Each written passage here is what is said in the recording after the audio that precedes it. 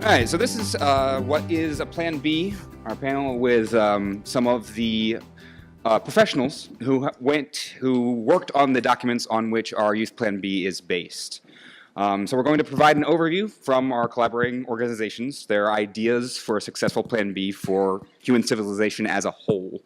We're going to try to give you all information on major environmental issues and what we as a culture need to be doing about them. And the overall goal of this panel is to provide an opportunity to hear from the professionals, like I mentioned here, behind those documents, and to provide you with information that you can use to help refine and add to our Youth Plan B throughout the conference, particularly in the breakout sessions tomorrow. So, our panelists are as follows. On the far your left is Michael Boruck. He's a research scientist with the Global Footprint Network. He has managed the development of the national footprint accounts, for the past 2 years, and has managed projects in Mexico and Ecuador. He's currently developing methodology for calculating biocapacity for all 50 US states and all 83 Russian federal subjects. To his left is Erik Assadourian, who is a senior fellow at the Worldwatch Institute. He's directed 2 editions of Vital Signs and 4 editions of State of the World, including the State of the World 2013 and the State of the World 2010 Transforming Cultures, which we used to great length in Youth Plan B. Next, we have Carla Friedrick. She's a program officer for ecosystems management at the United Nations Environment Program. Her work covers terrestrial, coastal, and marine ecosystems, and she holds degrees in biology, conservation biology, and sustainable development, as well as international health.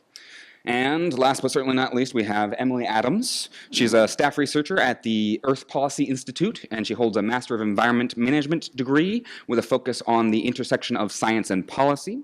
At EPI, if I'm allowed to call that, okay, excellent. At EPI, she contributes to the research, writing, and editing of releases and follows global environmental trends. So, the way this is going to work is I have questions for each of the panelists, and once the primary respondent has had a chance to say their piece, I'll invite any of the other panelists to weigh in, and if we have time at the end, we'll take some questions from the audience. So, now I have to decide if I want to sit down. I think I'm going to. All right. Are these working now? Yes. Excellent. May I borrow one of them? Sure. Thank you. Okay. So, I think I'm going to start with a question for Erik. My question for you, sir, is what are some of the root causes of our current cultural paradigm, and how can and should we begin to shift in a major way? Okay, well, I'm going to just give you a very kind of brief explanation of my work and where we really need to go. I've been studying consumerism and cultural change for many years, and consumption even before I recognized that some of the root causes of our increasing levels of consumption were culture. We've been studying this issue at Worldwatch for many years. But if you really look at how we need to change to get to a truly sustainable civilization, at the heart of it is changing this paradigm of growth and consumption. Essentially, we need to become a degrowth culture, which is a taboo term in our consumer culture today. The idea that instead of growing GDP year in and year out, we actually want to intentionally and strategically degrow our economy is in most places going to get me laughed off the stage faster than if I had showed up in a cow suit. But ultimately, if we look, one of the new chapters in State of the World 2013 makes it clear what a one-planet lifestyle looks like. This is Chapter 4 by Bill Reese, one of the co-founders of the Ecological Footprint, and his student Jenny Moore. And what it shows is that a one-planet lifestyle basically means 0.004 cars per person. That's about 2,500 cars for the entire city of DC. So obviously that means a car-free lifestyle for everyone, because we'd need a few cars for emergency vehicles, for taxis, maybe some zip cars if we're lucky. Almost no meat consumption, no pets, multiple generational homes, very small homes even for those multiple generations. No flying, maybe once a lifetime, kind of a long trip. The changes that are necessary to get back within Earth's capacity are so great that that's why it's so hard to mobilize energy around this. We either talk in artificial terms about how we can green the economy, meaning switching out one toxic product for a slightly less toxic product, or we don't talk about it at all. But if we really want to get to these levels of changes, we're going to have to literally transform the cultures, making it feel as natural to live a sustainable lifestyle as it does now to live as a consumer. And that's going to take a huge amount of kind of what we call in State of the World 2010, energy from cultural pioneers. People who recognize that the culture has to change and actively work to change the culture, to use the key societal institutions, business, government, education, the media, social movements and traditions like religious traditions or rituals like the death cycle and the wedding cycle, for example, using all those strategic tools of human life to normalize a well-being and sustainable culture. And I'm happy to give more about that over the course of the panel, but let me stop there as that's enough of a soliloquy. Excellent, thank you. Would any of our panelists like to weigh in on this? You look a bit anxious to do so. Oh, no. No? In that case, I think that actually ties in really well to a question that I have for Carla, which is, are poverty-reducing economic growth and environmental sustainability mutually exclusive goals? And the short answer is no. At least that's what UNEP has been, advocating and working on. We really have realized that, our traditional economy, our brown economy, the way that we have grown our economy in the last, century and in the last few years, is really not the sustainable way. And we've been advocating for what has been called a green economy, which is an economy that allows for growth and development and for people to come out of poverty, but also takes into account our environment and doesn't degrade our ecosystems. Some of you may have seen, I think you're getting it in your pen drives, but UNEP began the Green Economy initiative in 2008, and it was actually one of the main things that it brought to the Rio Plus 20 conference last year, really rethinking the way that we develop and we grow. And we can have a bit of a discussion about the whole concept of growth, and I think, that is actually very much true, that we are consuming more than what our planet can really provide to us, and we're not providing for our future generations. So, in developed countries, we can talk about the need for degrowth, and it's actually, in Europe, there's quite a bit of a discussion about that. Not everybody would laugh, but the problem is that we have a lot of economies in transition that are going to continue to grow. We have a very low-income economies that we really want to help develop. So I think we also have to think of, in the case of those economies that need to grow, how can they do it better than what we have done or what the developed world has done? And the green economy, I think, especially for young people, it should be very inspiring. We're trying to transition. It's difficult to transition, for example, from oil and gas to renewable energies. We're going to need a lot of investments in terms of technology, in terms of infrastructure, and people are going to require new skills. And it is a lot easier for young people to take that into account as you start thinking about your careers and are preparing for those, to really make sure that you're trained for this greener and better economy. It's going to be harder for people who already are in our brown economy and whose livelihoods depend on less than clean jobs, like, for example, working at an oil rig. And we do need to have policies that really are going to help us make this this transition into a green economy possible by ensuring that we have the right investments, that we stop subsidizing economic growth that is really unsustainable, and that we shift those subsidies to really invest in a green economy. But we also need to invest in our human capital. And I think young people can really be the drivers of this transition to a new economy, to a green economy. And I hope that in this discussion we can inspire you, and us, we are still young too, to really work towards that goal. Excellent. Thank you. Would any of our panelists like to weigh in on the same question? I actually have a response, but it's I actually like to respond with some wallet cards. Can I respond with some wallet cards? Okay. Please take one each, and yeah. So Those are really difficult to refold. they are difficult to refold. There's actually a disclaimer in the very front. I can show you how to refold them actually, but so is this okay? Let me know if you need more.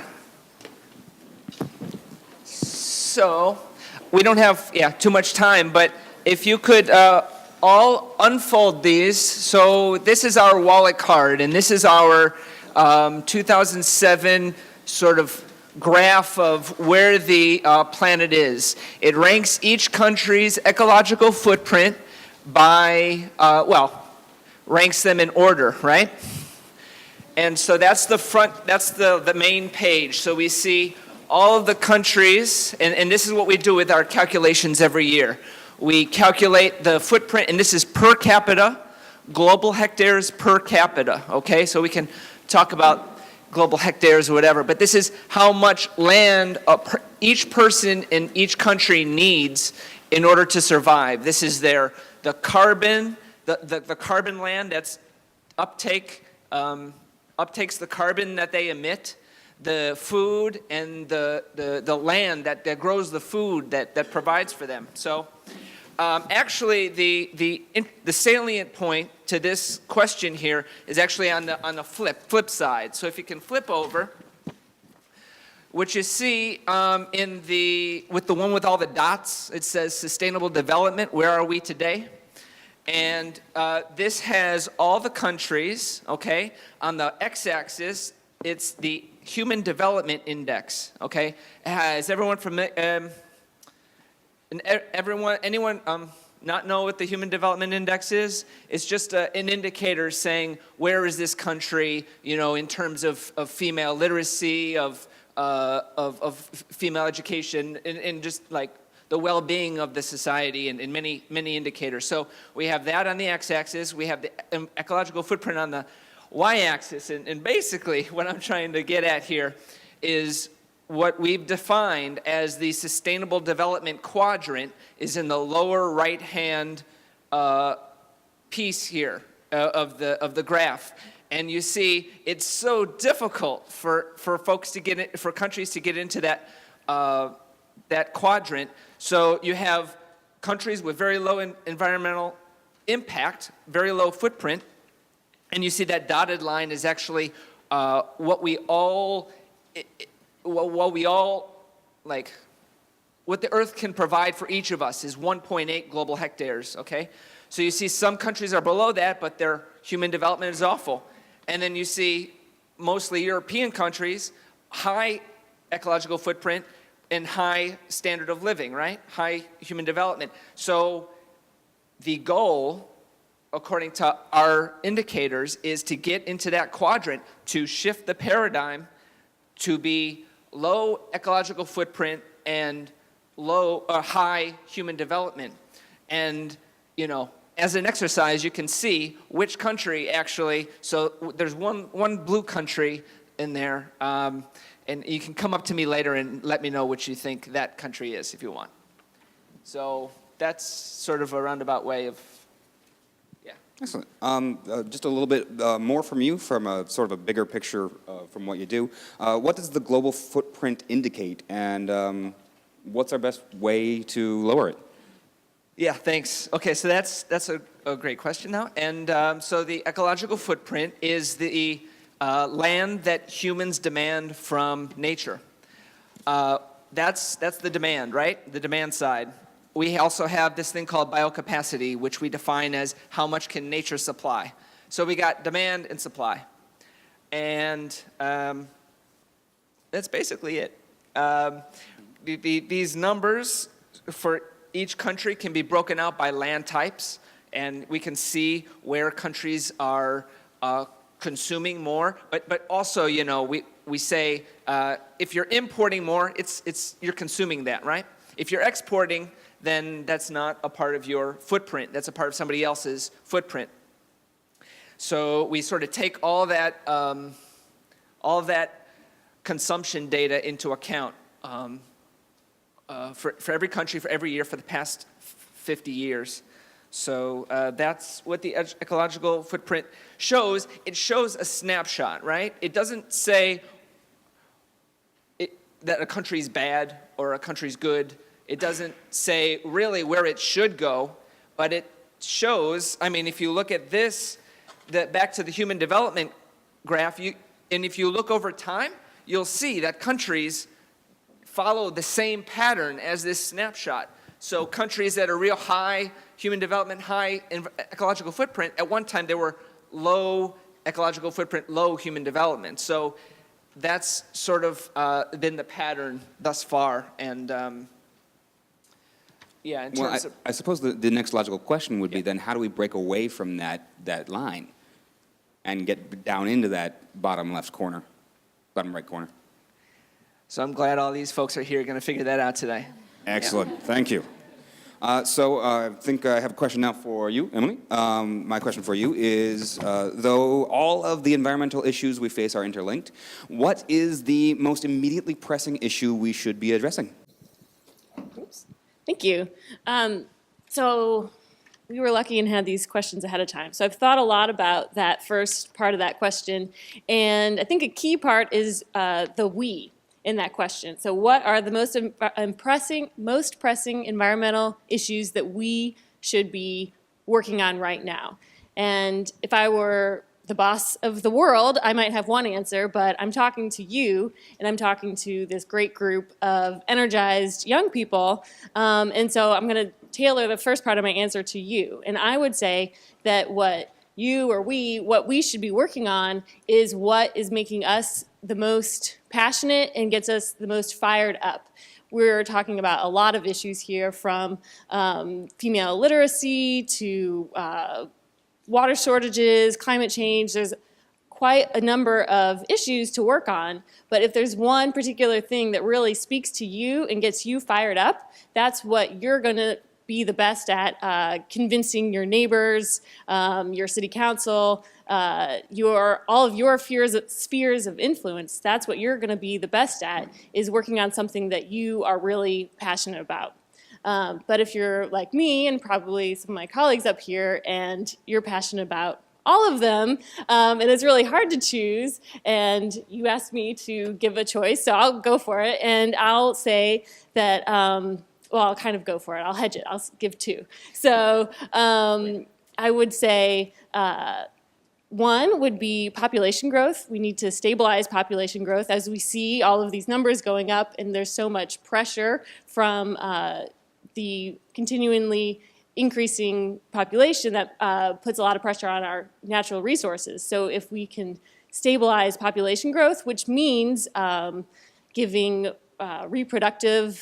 access to reproductive health services to women across the world. It means providing education for boys and girls across the world. So tackling that goal can have lots of great rippling effects and help us to achieve some of our other goals, such as restoring our natural systems and stabilizing the climate and bringing people out of poverty. So I think that that's something that we can work on today that will greatly help us tomorrow work on some of our other problems.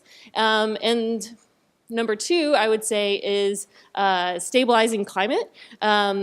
that is something that we have a lot of momentum going in the wrong direction right now. So we need to stop going in the wrong direction and turn around and focus on working on clean energy, renewable energies, and moving away from fossil fuel use. And I think that some good news in this area is that this is in the right direction, at least. It's not fast enough. But over the past 5 years, the United States has decreased their their emissions from fossil fuel use by 11%.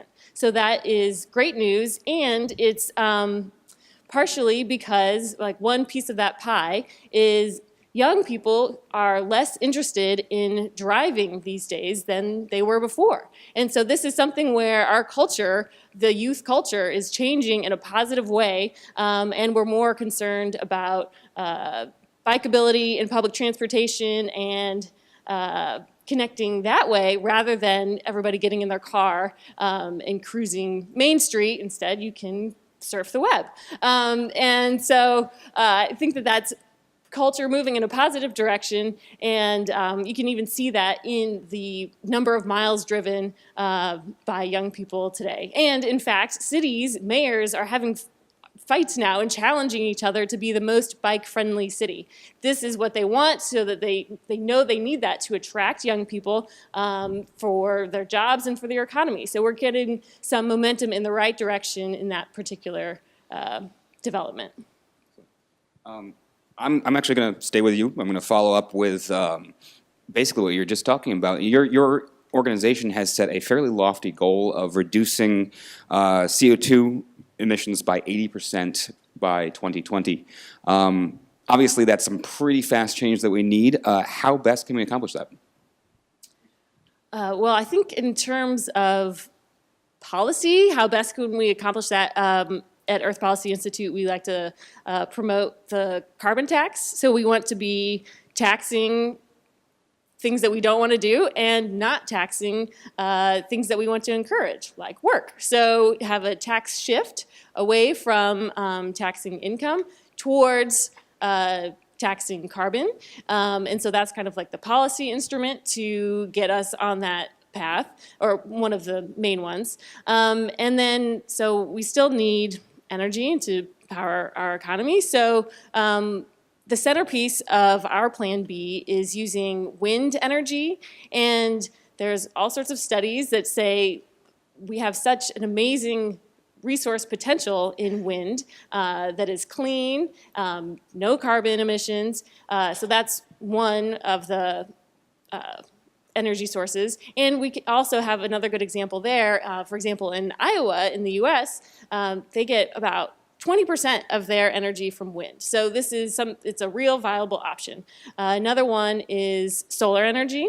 And if you follow this, you may have heard the example of Germany, which is not a very sunny country. You don't go hang out and get a tan in Germany. That's not what it's known for. But they have enough solar power to power 15 million of their homes. So they're making some great strides. Another renewable energy option is geothermal.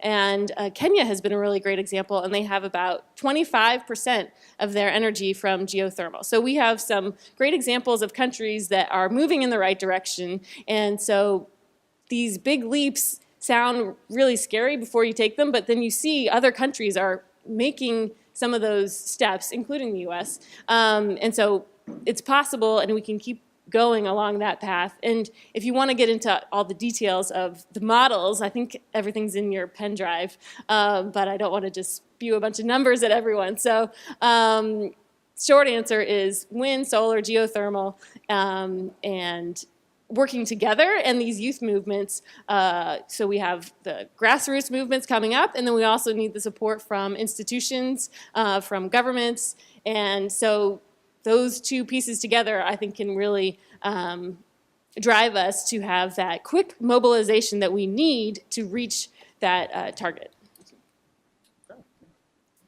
So I just wanted to briefly mention, because it really, from the many examples that you're giving, I wanted to make it clear that this idea of a green economy, it's not something that's, out there in the future that maybe we would be able to achieve. It's something that's happening. And it's even happening here in the US. We're maybe a little slower in that curve than European countries, but, we're making some strides. And, the green economy is at its core a low carbon economy. So we're really trying to shift to a low carbon, to using renewable energies instead of relying on fossil fuels and all the many, many problems that they cause, not just environmentally, but, wars, all that sort of thing. It's also, the green economy is also works towards resource efficiency. We're very bad at utilizing the resources that we extract, and it is often much more expensive to extract new resources, extract new metals, than to recycle the ones that we're using. And that is something that, for example, waste management in the US is still very, very far, beyond the curve of many developed countries in terms of really reutilizing the resources that we have. This makes economic sense. This is not something that's, just like the green tree huggers. Really what UNEP is trying to achieve by working on this green economy is to show that this makes economic sense. I mean, we are not only, we don't have to suffer to be able to have a green economy. We're actually going to have, we can increase GDP, and that maybe we don't want to continue to grow our economies, the ones that are already grow, but we do need to grow the economies that are, still very, very far below. And we do want to do this in a way that works also for the people. That we don't want economic growth that sits only at the top, where there's wealth accumulation at the top. We want an economy that's inclusive, and also that's, where there's gender equality. So I just wanted to mention that, this green economy concept is not something that's, out there and a dream. It's something that we can achieve and that we are achieving, and that I think really young people are going to be able to help that in one future. I don't see that we're getting closer to the green economy in the United States. And while there are a few exceptions that do need to grow to achieve basic things like sanitation, if we really are honest with how much we have to contract our economy to get back into the Earth's limits, we can save some essential technologies, antibiotics, and other basic things, bicycles. But the idea that we don't need to make sacrifices, that we can have a growing GDP, it's not true. We really have to, I don't know if this is the newest one, but in that sustainable development quadrant, one of the countries is Cuba. It might be right outside, depending on what year this was, but they were in there. And why are they in there? There's a chapter in the New State of the World that reveals part of why they're sustainable. When there was a giant oil embargo, combined with the collapse of the Soviet Union, that forced them into a new model, a sustainable path. But they didn't choose because of green consciousness, but because they had no access to oil. But it serves as a really valuable case study of how do we get to a sustainable future. Industrial agriculture falls apart, and most of us rejoin the agrarian economy. Most of us, 100 years from now, or our children, I should say, will be farmers, and not big tractor-driving monocrop farmers, but we'll have little plots of land that we'll cobble together and survive from. It's funny that you mentioned population. I'll make one point about that. Severn mentioned the population back in 1992. It was 5 billion people. It's 7 billion now. She actually joined us virtually for the State of the World 2012 symposium, and she has 2 children. That was part of why she couldn't travel. The other was saving carbon, which was great. But we also have to recognize that the majority of us consumers have to have as small families as possible. I just had a child, and then he's going to be our only one. We're a one-child family, not because of Chinese restrictions, but because he basically is the equivalent of 8 Indians. So I have a population, I've increased the population by 8 in ecological footprint terms. So I do want to bring that up because most of you, I do see there's some different generations here. Most of you haven't made the population choices yet in your future. But I encourage the one-child family option. Bill McKibben long ago wrote a book called Maybe One that he does the research on whether single children really are spoiled brats, and he finds out that they're not. So there's no real reason other than a culture that encourages you to have more than one child to have more than one. You know, stop at one, and you'll have more resources as our economy starts to unravel to actually make sure that that one child survives. Because it's going to be a disruptive future. I'm sorry to say it. I want to put some honesty out there so that you have this, to have this conversation today. The World Bank just wrote a new report about the 4-degree future. We've already locked in 2 degrees of climate change. And with the speed of change and with our inability to make radical changes and even have negotiations instead about climate talks, but instead who gets to divvy up the oil and resources under the melting Arctic, when that's the political conversation we're having, the future is going to be very disruptive and challenging. And so having an open conversation about that and how to get through that, maintaining our humanity, is essential. Thank you, Chapman, actually. I like the we're all going to be farmers, small farmers in 100 years. That's very interesting because I did actually see there's a GMU food forest, a sign for a food forest. Who's doing that? Are you guys responsible? Oh, you're doing that? Well, Wonderful. I'm facilitating. Facilitating. Well, yeah. So I'm interested in permaculture and the idea of regenerative, restorative agriculture. And sort of the radical changes we will need to make for 4-degree or higher, warmer world. In terms of a green technology, like I really hesitate to say. I think it's useful. I think we need to be going there, but in some ways it could be a red herring in terms of the idea that technology will save us. You know, our cell phones are made out of this metal called coltan, and the chips in there are made out of coltan, and coltan is mined from the Congo, and so that's fueling war in Congo when we use any kind of chips or whatever. And you know, we've turned Silicon Valley into a super fun site because of all of the chemicals needed to make our computers. So, you know, while I absolutely support the renewable technologies, I think the data here. I mean, if you look at the countries with high footprint, the green countries. So these are sort of the countries that are pointed to high EF and high Human Development Index, the European countries, the green ones, sorry.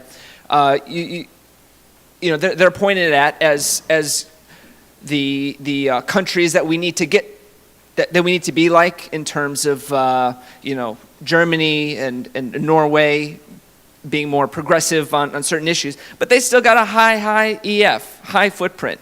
So in you know, in right now, well, I won't tell you who it is actually, but yeah, so Cuba, out of necessity, had to develop a different way. Their agriculture is coming a long way, actually. The next permaculture convergence is going to be in Cuba this year.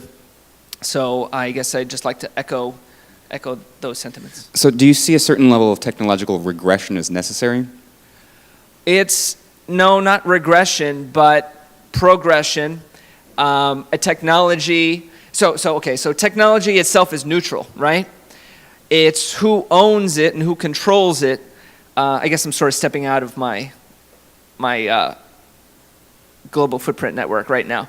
So technology isn't good or bad, but does it serve the needs, and is it controlled by the people who need to use it? So things like E.F. Schumacher's idea of intermediate technologies, appropriate technology, the idea of ecological living. John Todd came up with living ecological designs, basically, that could clean up water, and so it's not a regression. We're not going back to the trees, that idea, but we will. We need to sort of come to the realization that higher speed, and we're all wired up, is not going to be helpful. It's going to help the NSA. And can I add? So I agree that it's not about, regression in technologies. It's about new technologies and, get the creativity towards better technologies that are going to achieve, a lower ecological footprint and so many other things. I do want to briefly touch again on the issue of, degrowth and the fact that, yes, in reality, the US and European countries, they are consuming more of our planet's resources than we can really do. However, I think in terms of reducing poverty around the world, we also have to be realistic and know that economies that are in transition, they are going to continue to develop. I mean, China, Brazil, India, and they're doing so rapidly. And nobody can tell them not to. Nobody should tell them not to. It's about how to achieve this growth in a better way. I think, I forget the name of this person, but he's the director of the Heinrich Böll Foundation in Germany. That's the foundation that's associated with the Green Party. And he recently wrote a book that's, and I haven't read the book, but I heard a presentation from him, where he's really talking about, the degrowth concept is important. We need to take it very much into account in developed countries, but really we need to focus our attention in how economies are growing and how economies are going to continue to grow to really be able to achieve the sustainability that we've been talking about for over 20 years now. It was a little sad in the Rio Plus 20 conference last year to see how little we have achieved in terms of sustainable development. And if we are going to go there, we really do need to focus on how to get the economy right.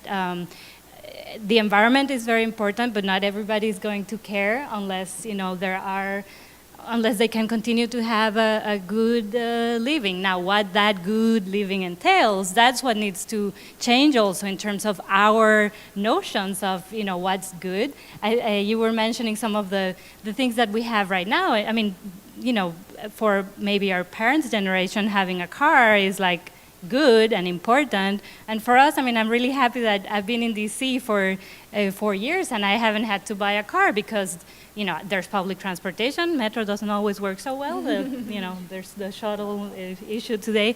But there's Zipcar for when I do actually need a car. Now there's this new thing, Car2Go, that you can use. There's the bike shares program. There's a lot of possibilities. We do need to change the way we consume, and we also need to be a better example to the rest of the world, as they continue to grow their economies. And we do want that. We do want people to grow out of poverty. All right. Unless anyone else wants to chime in on this is an interesting discussion. I'm going to go slightly off script. And I'm going to toss this to all of you, so anyone who has an idea. What do you think is the, or I'm going to pluralize that, what do you think are the largest obstacles in the way of the kind of change that we need to see? I'm going to go down the line. Anyone? Huh? Sure.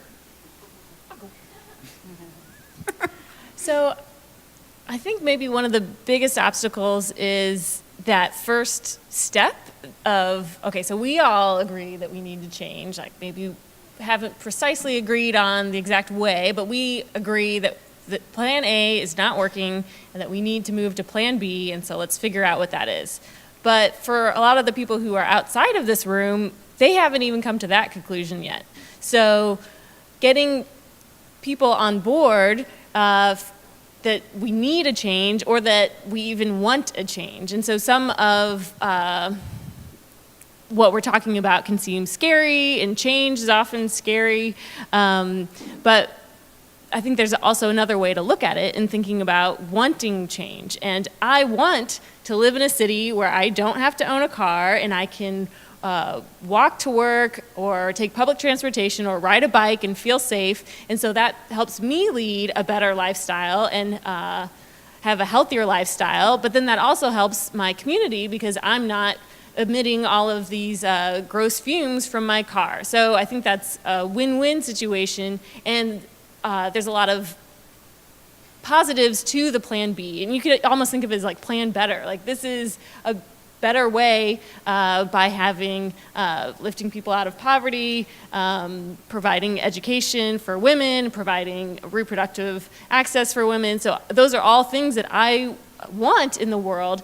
Never mind that what we're doing isn't gonna work. So I think that there's kind of two sides to that coin, and so however you can get everyone else to jump on board with that first step of let's change, either because we have to or because we want to. And so I think that step of change is hard. That's probably really the biggest obstacle, and also probably the most obvious, but I think it's important to try to grapple with philosophically or sociologically, however it works, with yourself and with everyone that you interact with to get them on board with changing and moving to Plan B. Anyone else here?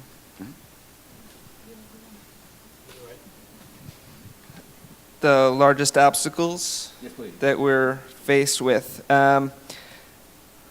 So Severin mentioned the idea of privilege, and then I guess it brings up in my mind sort of understanding what we're up against and what we're actually up against. And so I was in New Orleans in 2007 trying to help with the cleanup, and folks on the front lines of climate change and marginalized communities, right?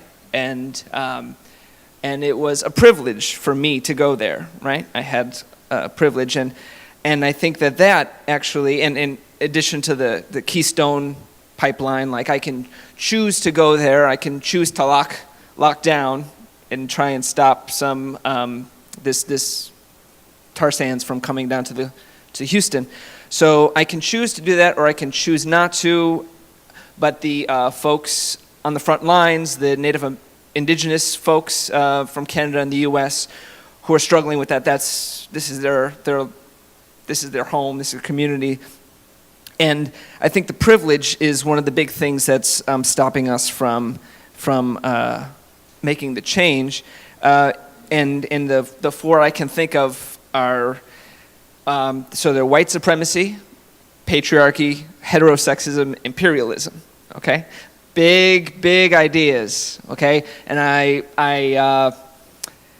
we don't have that much time to get into too many of them, but just the funny thing about them is that for the folks who have the privilege, they don't need to know that they have the privilege, right? And they don't need to confront that stuff. So I think, for everyone, it's important to really begin confronting those privileges.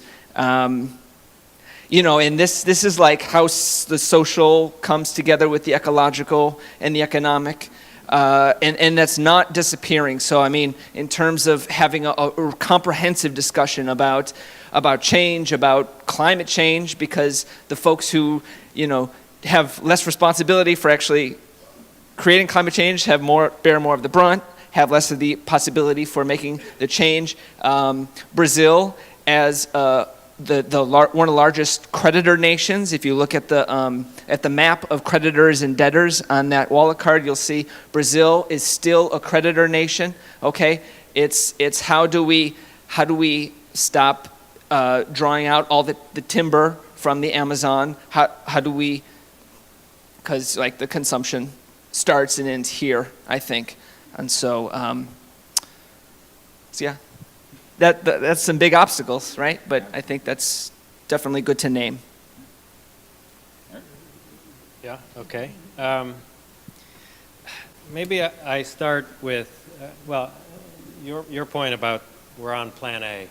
And that's ultimately the key point, right? That most people will continue on the growth paradigm until the bitter end, and even beyond, right? It's the Easter Island phenomenon where we will keep cutting down the trees to build our Moai statues until the forest is gone, and no one even is old enough to remember that there was forest there. So as the developing countries work to continue to develop, what industrial country is going to say, well, maybe we should just stop developing then and let our power go and be transferred with the new technologies and the better technologies to developing countries? Of course they won't. So we are embedded in this system, in a system where all the experts are telling us to stop cutting down the proverbial trees, or literal trees in the case of that. But the IEA, the International Energy Agency, again has repeated recently that 2/3 of the fossil fuels that we have in our known reserves, not even discovering new stuff in the future, must stay in the ground, must never be burned. But of course we're going to burn them. That's profit. That's profit for fossil fuel companies. That's jobs.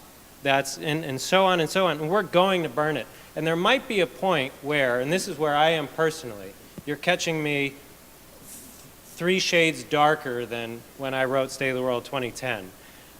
There might be a point where we have to accept that the patient is dead, that this civilization does not make it out of this tailspin that it's in, and that the best we can do, and I will lean on science fiction for this, is to help prevent this happening again. The famous classic post-nuclear story called The Canticle of Leibowitz, I encourage you to read it, is about a post-nuclear war civilization that basically all the information of the old ways has been lost. The books were burned out of horror that we could do this to ourselves, but a few monks in a small monastery founded by the engineer Saint Leibowitz saved some of our classic knowledge, our blueprints, our ability to make light bulbs again, and nuclear power. And over the years, civilization rebuilt, it was rediscovered. They went to these monasteries, found the old knowledge, just as we have done in civilizations past. We found old Greek knowledge. We rediscovered it and came out of the Dark Age. So this is the story. They found nuclear power again, and what did they do? They pursued growth and empire and destroyed the planet again.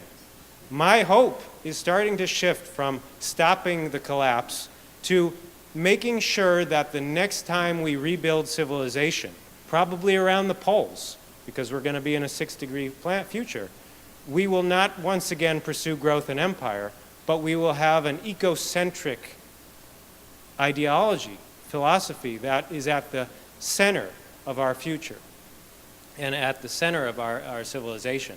And that's a multi-century thought that I recognize is out there.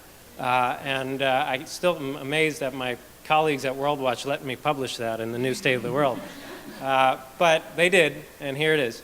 But I think we really have to start thinking about how do we not act like an environmental movement that's a political special interest, fighting 1 to 2 to 3, 4-year time frame, stopping the next coal power plant, trying to even fight growth, but instead look and think strategically about how do we transform people's ideologies out of this consumer set of ideas, using strategies that are multiple hundreds of years old, missionary strategies, these ideas of creating social service providers that help people in their time of need. And there's going to be a lot of growth in need in these decades to come as cities like Detroit declare bankruptcy and leave their pensioners with nothing, as entire countries like Greece suddenly deal with the ripples of a failed global economy. And so there will be people that will be needed to help teach permaculture, to help give a new set of way of living, to help provide understanding of how to deal with one's own maladies when there isn't cheap drugs to be able to get. and so on. So that process can be the tool to help teach a new set of ideas beyond consumerism, beyond getting one's well-being through one's own way they consume and the stuff they own. So I'll stop there. Would you care for a rebuttal? No, not a rebuttal. And we all go through days of being more pessimistic and days of being more optimistic. But no, going back to also the what are the challenges? I think one of the challenges are the current policies that we have in place where, in terms of, for example, transitioning towards a greener economy, we are still subsidizing the wrong things. And we need to really stop doing that and really invest in our future and in improving technologies. That's also, in cleaner technologies, that's also going to produce new jobs. It's already doing that in many countries, in the US as well. And we really do need to improve policies. We also need to, think of the economy in a broader way and really take into account also our natural capital. And this is something else that's a little bit, not everybody likes to talk about natural capital because, it's sort of the commodification of nature and putting a dollar value on nature. And it's not necessarily what it has to be. I mean, there's, when you think of, for example, national parks, and so as long as you demonstrate that those are there for all the public, that they're important, that's fine. But in many cases, you have to demonstrate the value of ecosystems and to be able to make the right economic decisions, especially when you're doing cost-benefit analysis, on which a lot of decisions are based, and you're not putting that dollar value on a forest or on another ecosystem and all the services that they provide that are important in economic terms. And in 2005, the Millennium Ecosystem Assessment really showed us that I think it's 2/3 of our ecosystems are degraded and are not able to provide the services that they provide, food, regulation of climate, regulation of flooding, so many other things. So we are actually losing in economic sense. And if we don't start taking that natural capital into account, that's also a real challenge to really being able to do things differently. I think I'm going to turn over the floor to the audience if we have any questions out there. We've got a few minutes.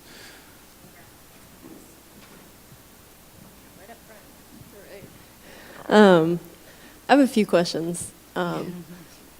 So one very specific question, I believe was Erik you mentioned.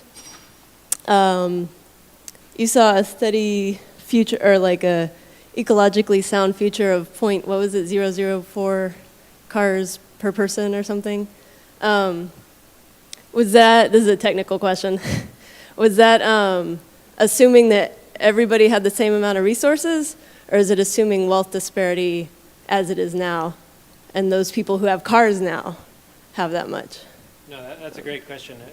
So specifically, this was a look at the biocapacity and ecological footprint in Vancouver. If you actually look at where you could be sustainable at different levels, the average Vancouverite, assuming distribution, right? Okay. So yeah, you would have, so of course we're never going to be in a purely equitable world, right. But if there was some sort of basic level of equity, we would be talking about 0.004 cars, 125 kilometers flown each year, Gotcha. And that kind of thing. Okay. But the chapter 4, Getting to a One Planet Living, is actually free online at sustainabilitypossible.org. So you can see all the methodology there. Okay. Yeah. My other question, I guess it kind of goes to the idea of stopping growth to be truly sustainable, I guess. I've heard before the idea of the steady state economy. I don't know, I guess I wonder if you guys have thought about it at all and how you kind of envision it. It definitely brings up a lot of questions to me, like, for example, kind of eliminates the stock market as we know it now.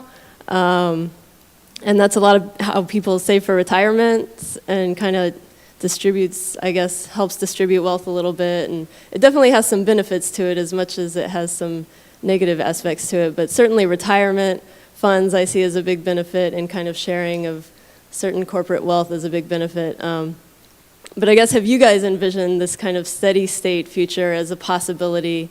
And if so, what are some aspects of how you see that working? That's a tough question, so sorry. You all know what I'm going to say. We're all going to be farmers. Well, I will answer just because I can't resist. I'm sorry if I'm speaking too much. I mean, steady state is the goal, right? And in fact, when Herman Daly and others were using that term back in the 70s, that was a good time where we could have just gone to steady state, perhaps. But now we have to first get through this uncomfortable period of degrowth first. In overdeveloped countries, in the very low income countries, there is some space for growth if we actually degrow through. But yes, obviously, entire industries have to go away, right? I mean, ideally, the fossil fuel industry is nationalized and have a 20-year plan to kind of drain it to zero and use only fossil fuels for essential uses, you know, medical grade plastics and that kind of things. But when we're talking about that scale, obviously anyone who's an investor in Exxon is in bad states. You know, and that's one of the strategies of the 350 campaign, of getting people to divest from them to really put more pressure on these companies. But there will be a space for investment. It's probably just not at this kind of unreasonable scale that we think that our investment should grow by 10% every year. That's part of this growth obsession, and it's not going to work. So there's going to be that uncomfortable phase of readjustment, including lost pensions. But that happens all the time. I mean, I'm married to a Turkmen woman from the former Soviet Union whose father, 20 years later, is still angry that his entire bank account that he'd saved all his life has vanished, and he never got it back when the Soviet Union failed. The hope is that we proactively degrow in a way that spreads the discomfort equitably, rather than just letting it all fall apart to Detroit pensioners or Turkmen pensioners or people that least can afford that kind of pain. So we have time for a few more questions because lunch will be beginning soon. There is time during lunch. The panelists are going to be staying and enjoying lunch with us, so if you want to save questions for them as well, I'm just going to grab a couple more questions before we go. All right.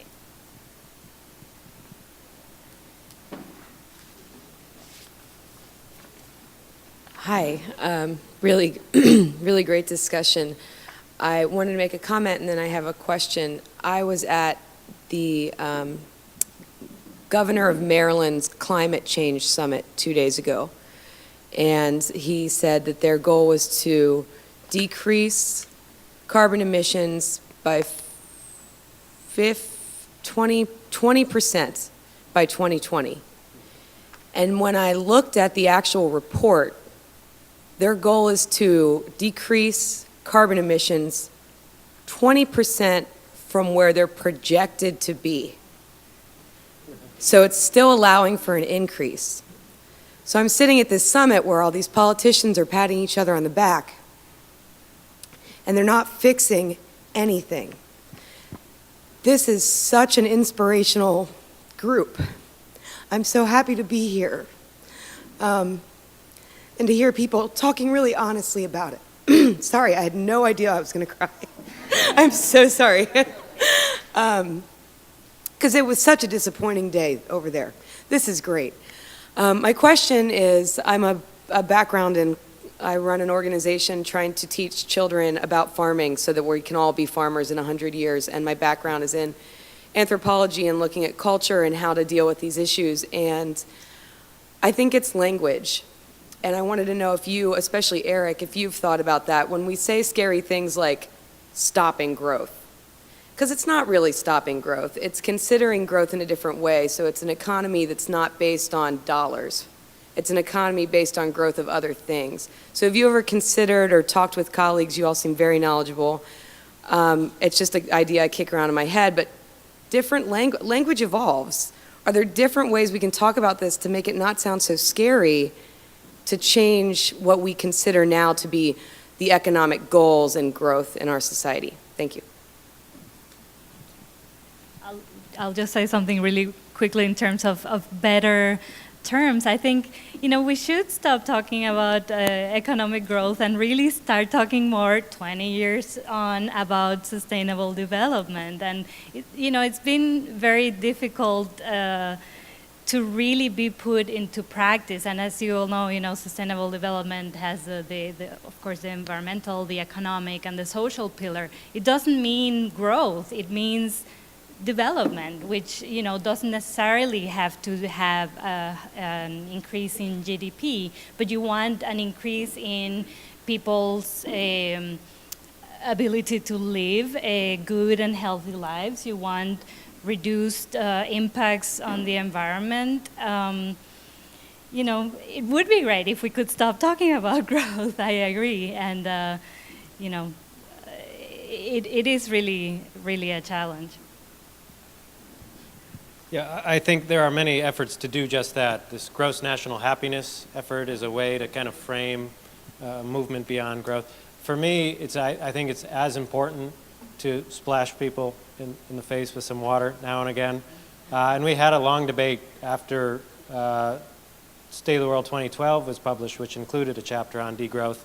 About half the staff wanted to mutiny and burn me at the stake and saying this is not the right frame for this. In part because maybe our funders weren't happy about it either, because all of our foundations that the environmental movement depend on have their endowments in stock markets. So our environmental movement is also as culpable in a lot of this growth dependence as others. But I just feel like the first step is we do need to have an honest conversation. Especially, I'm talking to a self-selected audience that I think can handle the truth rather than a sugar-coated version. So it depends on the audience that I'm speaking with, I think. We have to be strategic in when we use certain words, but yes. Like I said, I love the non-sugar-coated.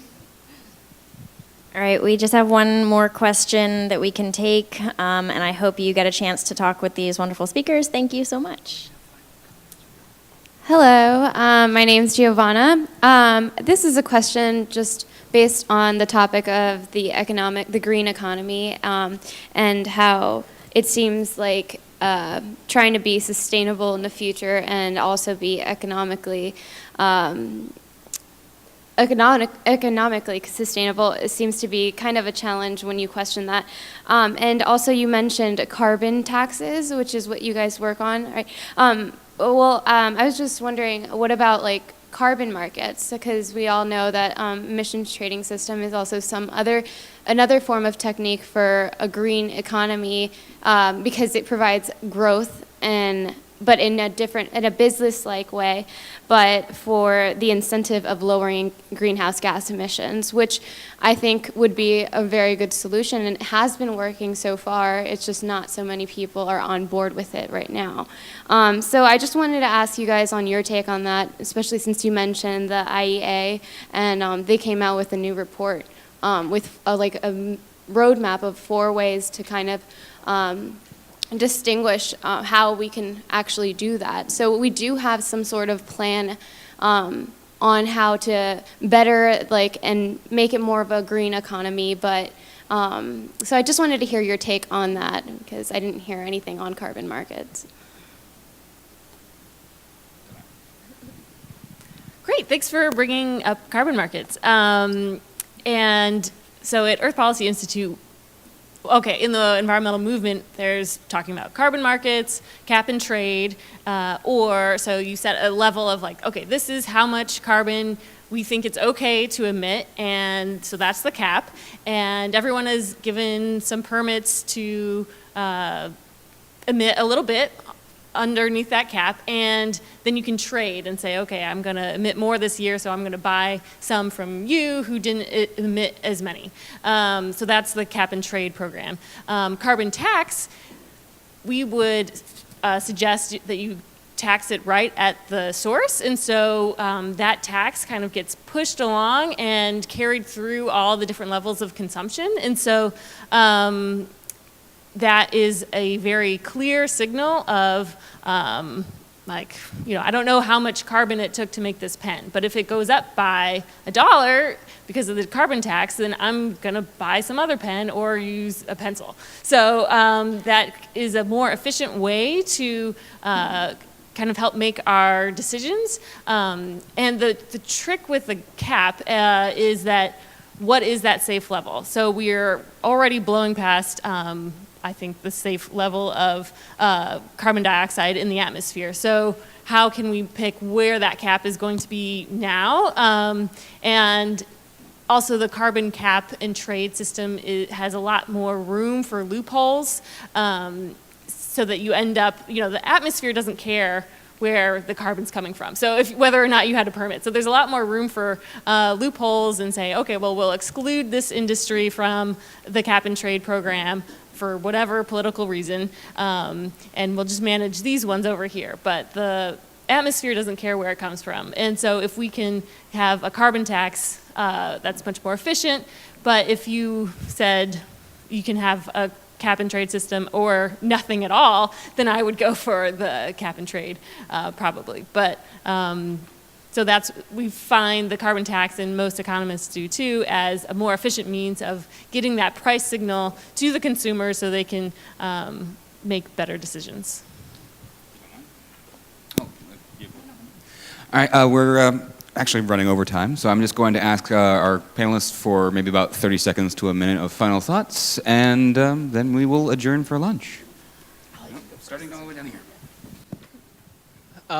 So anyone who wants to check out, do you know Annie Leonard, Story of Stuff? She's got a Story of Cap and Trade too, so I like that, and so I would promote that sort of idea of her cap and trade. We're going to be soon recognizing the Earth Overshoot Day. That's the day this year when the Earth, when the people of the Earth consume as much as the Earth can provide throughout the whole year. So we are drawing down our supplies, right? So in August, some date in August, we'll be showing it soon, but we'll have eaten everything, consumed everything, and emitted everything that the Earth can produce or take up in 1 year. I have so much to say, but I think we have to think about what policies do you want, and then how are you going to get there.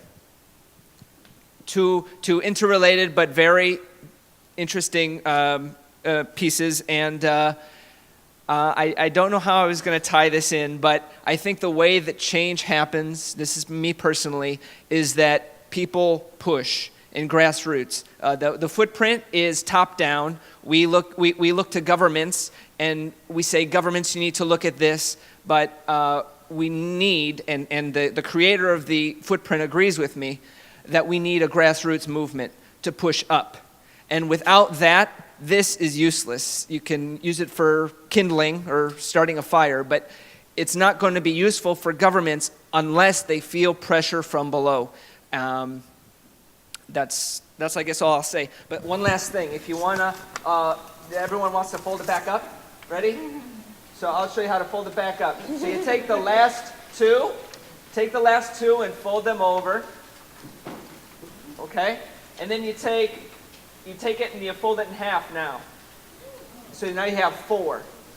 Okay? So again, take the last 2 and fold them over first, and then fold it in half, and you have 4, and then it folds into itself nice and neat. Okay? Take this home, share this with people. It's a lot of information. Remember how to fold it back up. Thank you. There was a trick. Yeah.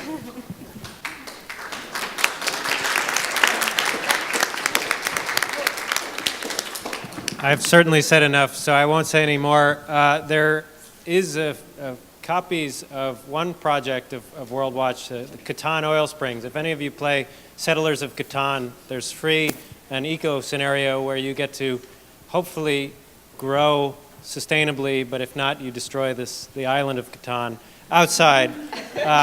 And then if you are interested, I think State of the World 2010 is on your memory stick, and 2013, which has a lot of good articles up online for free, is at sustainabilitypossible.org. So thanks.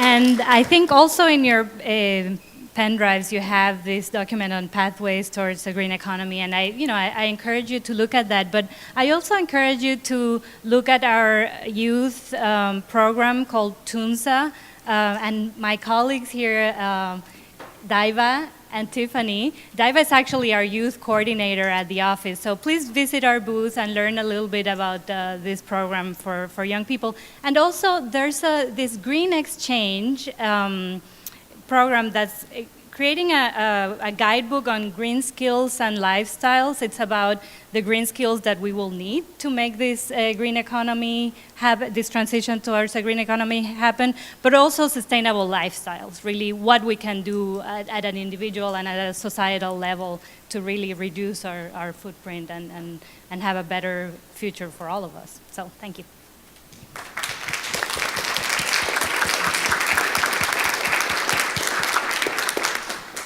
I'll just say thank you so much for your attention and for being here. Once again, I work at Earth Policy Institute, and we, like these other organizations, have loads of information online. So we're here backing you up with all the data that you need to go out and make your case and push for that Plan B, because that's what we need, is we need you pushing, and we'll give you the tools and the data to back you up. So thank you and good job.